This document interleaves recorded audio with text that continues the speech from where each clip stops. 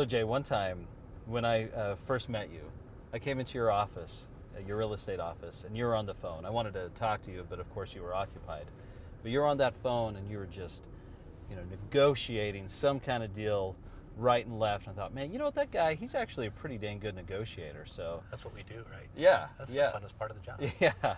So what's the hardest thing you've ever, or the hardest deal you've ever negotiated, or what? Oh what gosh, have you I've done? negotiated some hard. I got a better story than that though.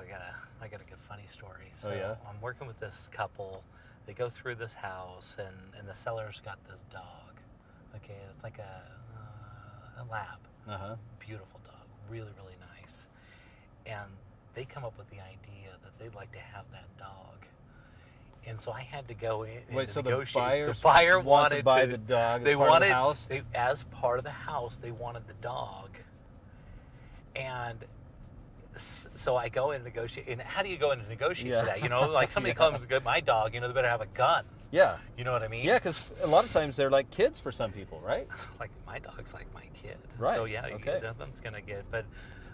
So I gotta have this conversation. Hey, we don't want to offend the sellers, but I have to go humble. We can't go in hard on that sort of thing. You can't come in with big guns. You got to come in humble. This is one of these situations. Hey, we don't want to upset the deal, but the buyers have really taken a liking to the dog.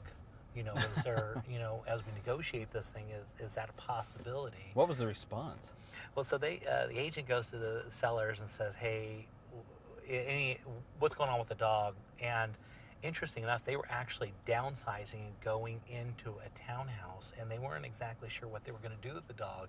And so it actually was not this major. They actually were okay with leaving the dog. Really? Well, because that was the dog's home when it came down to it. So did you put that in the purchase contract? No, I didn't. It was just kind of one of those verbal agreements, But because what do you do? I mean, the bank doesn't like to have terms like they're throwing in a swing set.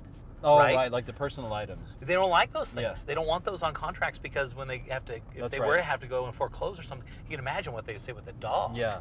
And they also don't want that influencing the value of the home, too, on the appraisal side. Yeah. What's Yeah. a dog valued at? Could be valued at a lot or nothing. That's right. So how would an appraiser Could be a value that liability. house? Think about that. What would it end up on the homeowner's insurance? Yeah, that's Liability. true. What if it's an aggressive dog? True. No, it's part of the. Oh man, we might want to talk to an attorney about that. Yeah.